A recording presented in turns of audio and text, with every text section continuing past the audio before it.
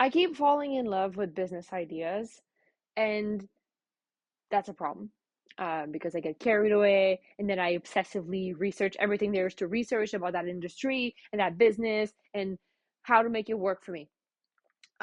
So I thought I was gonna build an Excel spreadsheet that has a list and like I can rank business ideas. So a business could be a 9 out of 10 and another one could be a 7 out of 10. And then I got carried away and I started making this list based on these are the things I'm looking for. And then I gave that to Chat GPT and I was like, what are the things that I'm missing? And now I have 50 different criteria to rank a business from, which is completely useless because it's not realistic.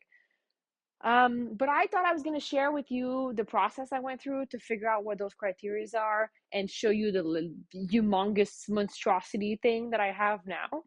And maybe you can help me figure out what the next steps are because I feel kind of blocked.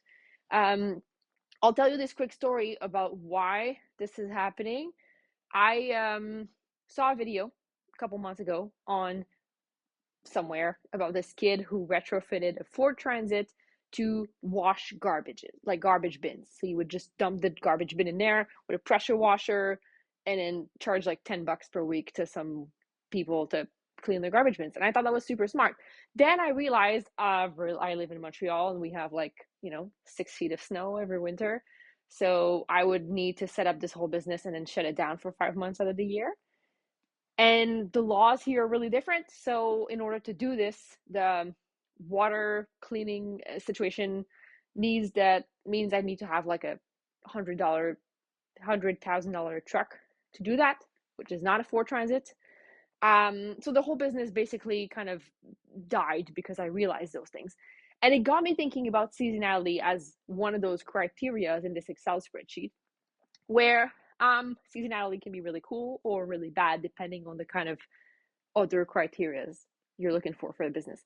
So I saw this woman who does she basically installs pumpkins inside of outside of your house for Halloween. So she starts selling in July, she installs them in September and October, and she cleans in November. 4 months out of the year. Very, very seasonal, but repeatable because you do it every year. Um, she has no upfront cost. She doesn't need hundreds of thousands of dollars in trucks and whatnot. I don't know how to build a scoring system that makes sense for that to say seasonal could be 5 out of 5 or 0 out of 5, depending on the other criterias. So it's not like anyway, I'll just show you the thing and we could talk about it, I guess. Maybe someone has done this before. That would be really interesting actually. Okay, this is my list. This is the monstrosity that I started working on. I'll show you the actual huge list afterwards. This is a list I started months ago. I wrote a bunch of things about a bunch of criterias, like I could be looking at the market size, I could be looking at, the type of clients. But these are really like my biggest things that is no go type thing, right? Like regardless of the point scoring, I'm not raising another round. I did it. It's horrendous. I heard someone say there's no fun in fundraising. I think that's the best way to put it. Um, I will not build a business that requires me to go and whore myself for, 5 to 7 years of raising money nonstop. I want to build something that's going to make money, and I want to build something that can make sales. That's my other thing here in less than 6 months. Even if it's like not a, you know, if I were to build a SaaS, I have a friend who's a CTO. I would still figure out a way to sell something that provides value within 6 months, even if the product is nowhere near finished. Um, Even if that's like 3% of the value of what we're planning on doing, I need to figure out something that can make sales short term. Um, I don't want to be unreasonable like with traveling. I don't want to be on the road all the time. I'm happy to travel sometimes, but I want to be at school pickups. That's like non-negotiable. I don't want to work 80-hour plus weeks. I mean, even 50 would probably like I work when I want to have the flexibility to work. Like, I don't want to start a business that would require me to be physically somewhere at certain hours and stuff. Like, if we're thinking, businesses like, I don't know, lawn mowing or whatever, when you have to physically go places, I would maybe consider it, but not if I'm the one who has to be in the truck all the time. Like, I would do it with employees, and I wouldn't want to set up my life so that someone calls me and be like, yo, this guy didn't show up, you have to come. Like, that's not happening. Low money to start. I mean, the bootstrap thing kind of feels a bit redundant, but if I need to invest, $400, $1,000 day one, and there's no clear way of making money, not happening. Distribution is probably the biggest one on this list after bootstrapping. They're not in specific order, but I want to have a clear path to distribution from day one. If the business is distribution, that's even better. It's like a thing that I've been talking about for a significant amount of time now with a lot of people.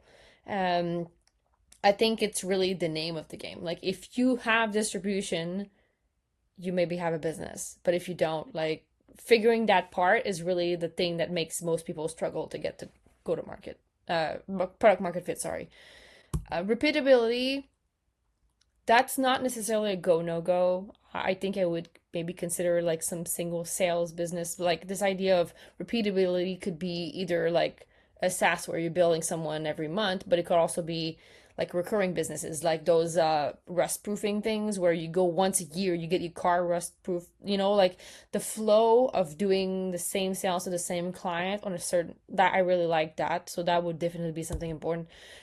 So the toilet paper factor for me is probably the lesser known of these items on this list here. How useful or needed is it, like the thing you're selling? Like electricians. Electricians are not going anywhere. But things, like that's partly why the art and culture is on my nope list, because like movie theaters are having a really hard time. There's plenty of businesses that are like, when I have money I spend money, but when I don't have money, these are the kind of first things to go. So for me, toilet paper is a bit that, right? People are still going to do groceries, people are still going to put gas in their car.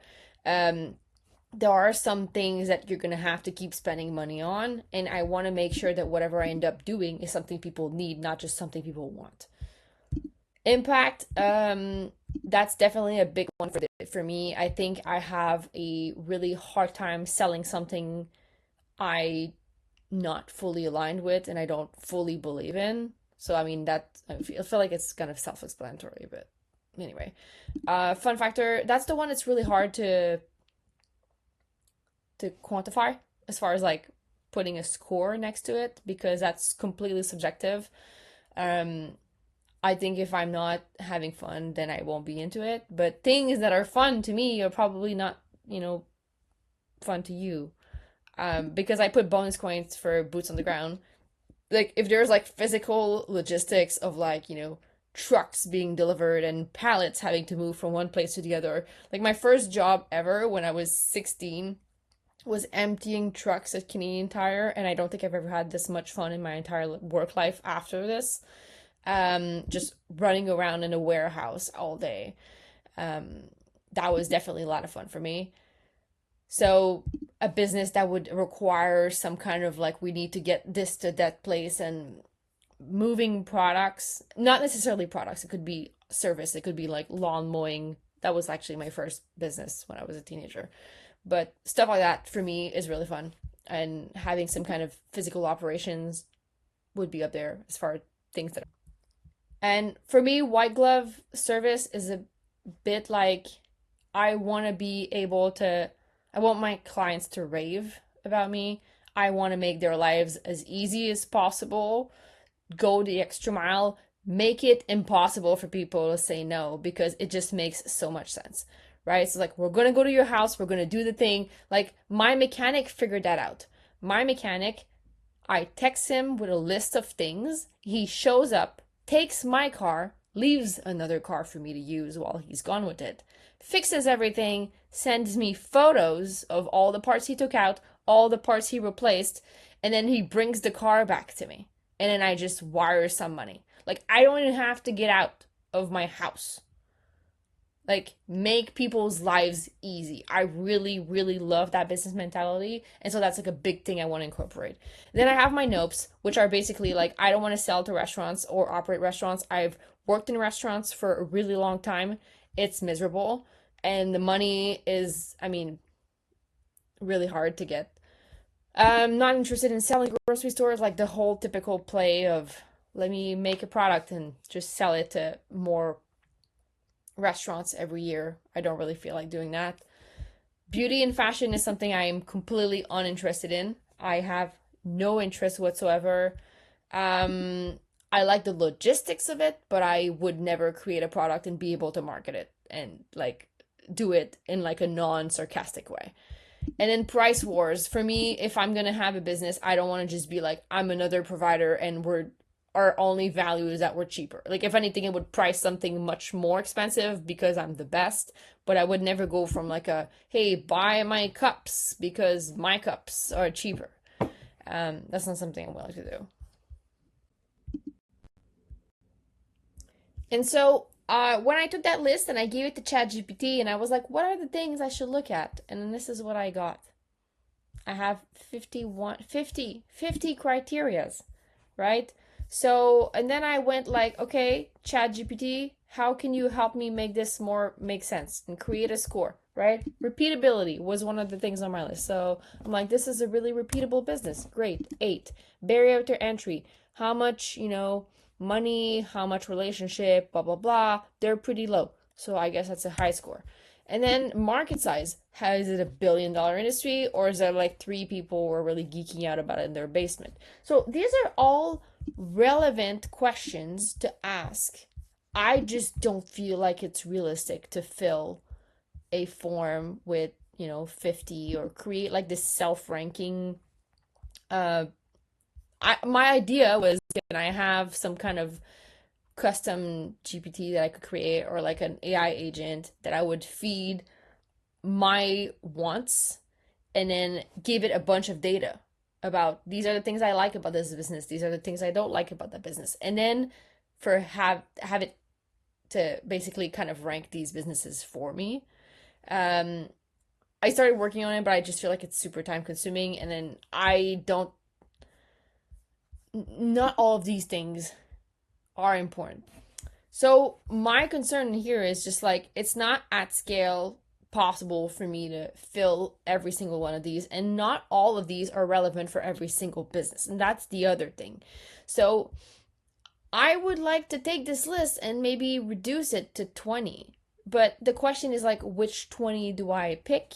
Cuz not I'm looking at so many different things right now. Like if I'm looking at just let's say you need to compare apples with apples and not apple with oranges right now because I feel like I'm doing apple potatoes and horses.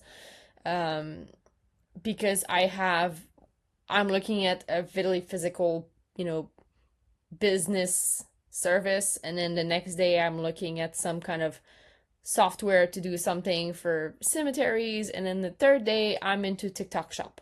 So it's really hard to create. I feel like I would need a specific evaluation template for different verticals of businesses. So say I spent a week and I am basically looking only and only at, you know, Shopify apps, and then I would compare the Shopify apps between the Shopify apps. And it's not just I don't think it makes sense for me to start creating different ranking system for different types of businesses because that's just like I'm gonna spend months on that. So I think I'm gonna basically bring it back down to you know, my non-negotiables, and then looking at how fun is it. I don't know. Um, this has been recommended to me by a significant amount of people. I'm not sure how to go about the next step because um the things you care about are not necessarily clear until they are. So I'm sure there's going to be other things that are going to pop on this list, and maybe I'm going about it in like a too rigid way where I need to basically not try and finish the list first, but mostly focus on just going through the businesses, and then the list will come after. Anyway, that's where I'm at. I bought a microphone, by the way, so hopefully next time you see me, my audio will be better. Anybody want about that? Anybody wants to talk about it? I'll be down. How do I pause this? Hello. I'm stuck in full screen. This is hilarious.